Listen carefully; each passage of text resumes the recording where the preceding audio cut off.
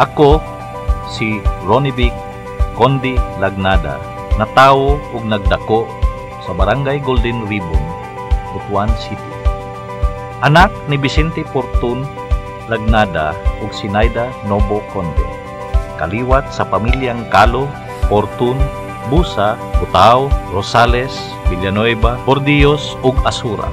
Ang akong pinalanggang asawa nga si Titing Kabasagan Lagnada gikan sa pamilyang Bukinggo ug Toralba nga taga Bansa ug Kabadbaran. Gigrasyahan kami og duha ka anak nga natawong kaluha, si Rob Matthew ug si Rexy Jan, natawo og midako dinhi sa Butuan.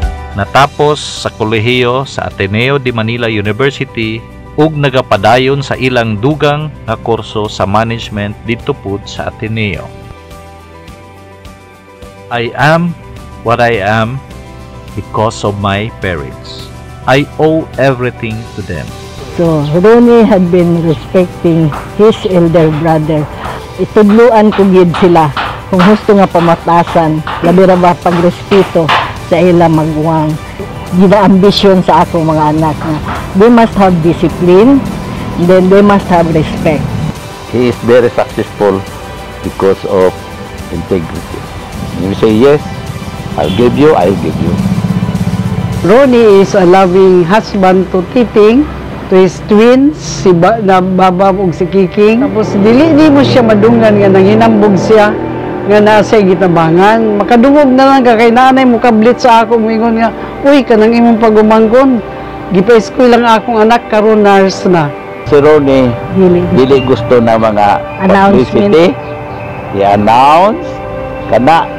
If you want to give, you give. Let the concern nga nakatabang ka na mo si Ronnie. Pero never Ronnie, na siya mo siya tulti nga, ako ba'y nakatabang nana. My growing up years were beautiful and happy.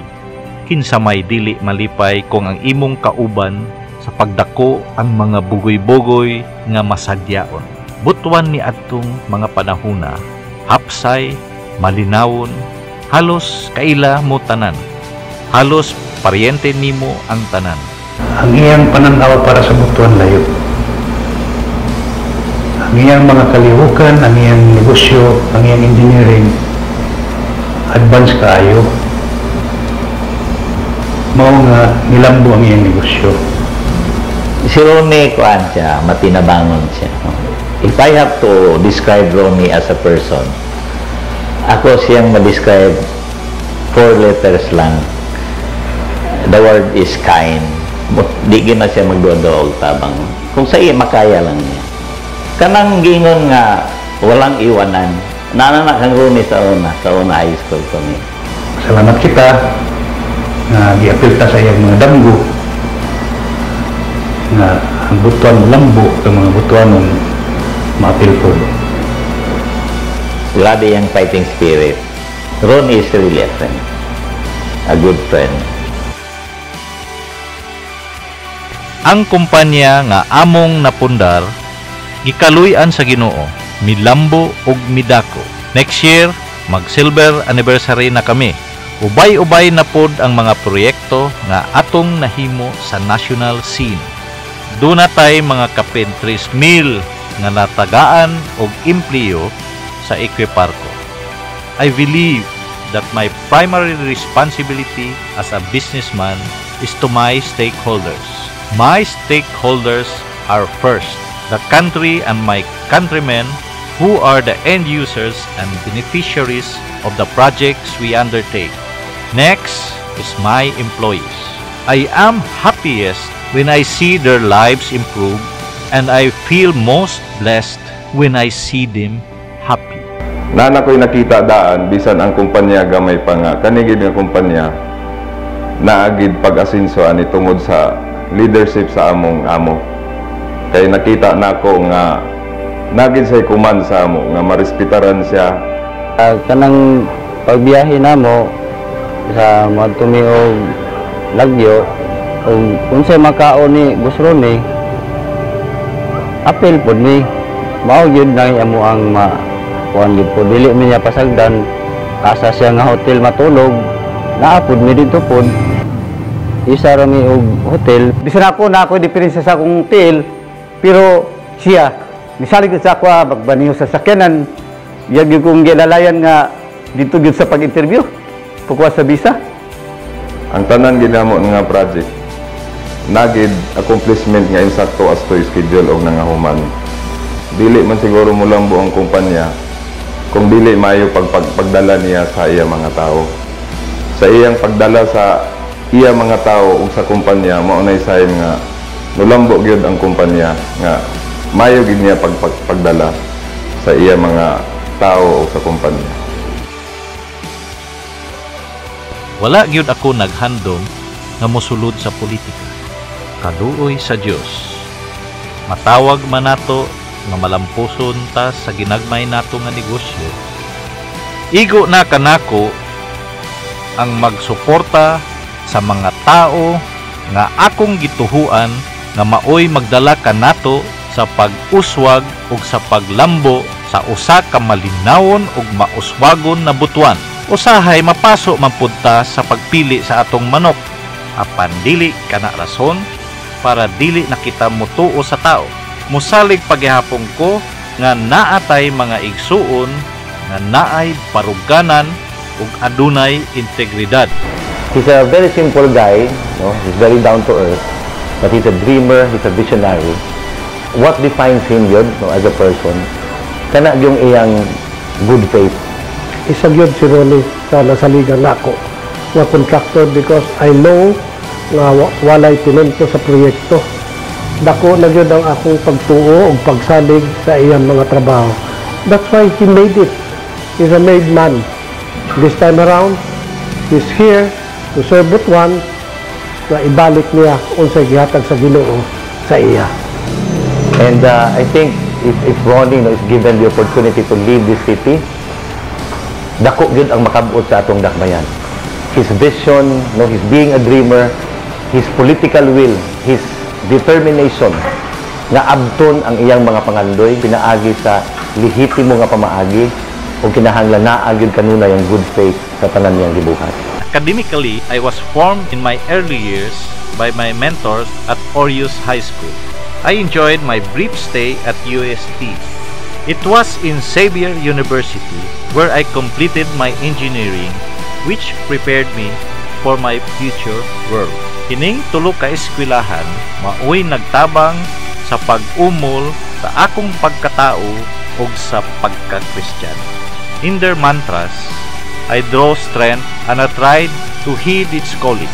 From Orius, Luciat Lux Vestra means let your light shine.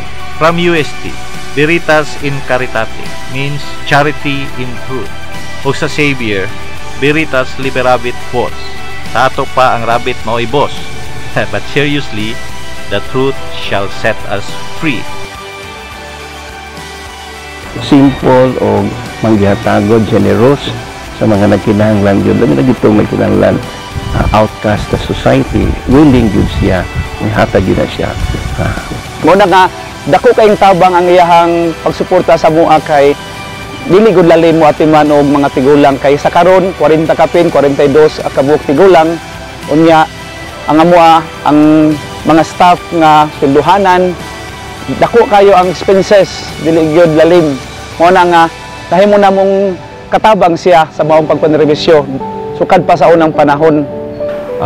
Equiparco through Ronnie Vic Lagnada has always been supportive of the advocacies of Father Saturnino Orius University, especially in its environmental advocacies. We have always been vocal about the dangers of mining, and how it's not sustainable. And Equiparco has been very supportive of the thrust to rehabilitate the Tagibo River watershed, which is very important for the city. I am 53. At 53, I'm happy and contented with my life, with my family and loved ones. I have been blessed with fruits of my labor. I could rest, sit back and simply relax, watch the sunset and smell the coffee. Siguro, mahimo ko na ingnon na tapos na ang akong toka sa trabaho. But I look around And I realize my job is not yet done. Daghan pa kaayo ang kinahanglan at tubangon. Bala nato nga ang atong pinangga nga butuan usa ka masakiton: drugs, unemployment, peace and order, ecological decay, napay corruption nga napakaaron ingon nga good governance, agrikultura nga napasagdan og nahimong hinungdan sa pagkamahal sa mga paliton. I am already 53. I don't require much to live happily. Ang akong asawa, si Titing, labihan kasimple ang paningabuhi. My 2 sons could just simply start their careers elsewhere. I am 53, and my childhood memories of a happy and blissful Butuan are awakened.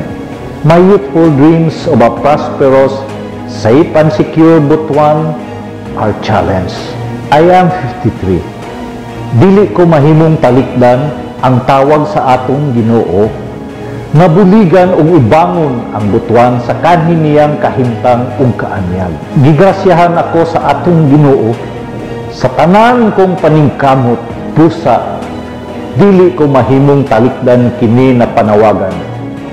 I am 53 and I fully embrace this challenge and calling. On my 53rd birthday, magtinabangay kita alang sa pagbangon ug pagbag-o sa Butuan, alang sa atong mga anak ug sa ilang mga anak. Ako si Ronnie Vicente Condi Lagnada, usa ka Butuanon para sa pagbangon sa Butuan. Tabangan nato ang Butuan.